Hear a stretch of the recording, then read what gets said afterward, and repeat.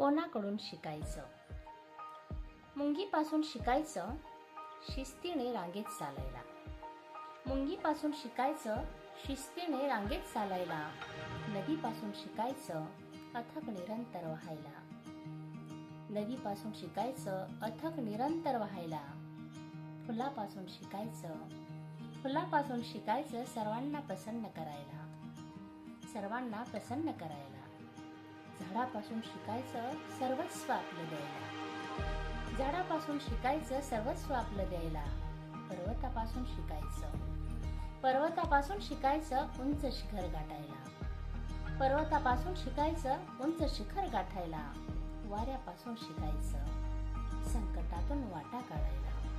वाऱ्यापासून शिकायचं संकटातून वाटा काढायला.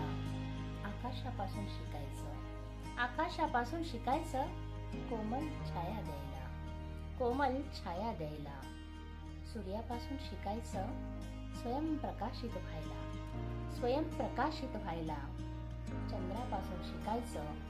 चंद्रापासून शिकायचं मनाला थंडावा द्यायला.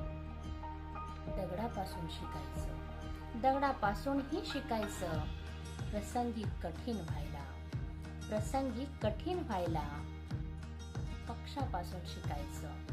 पक्षापासून शिकायचं आनंदाने विहरायला. गुरुकडून शिकायचं ज्ञानाने व्यासंगी व्हायला. नेहमीच तयार राहायचं अजन्म विद्यार्थी व्हायला.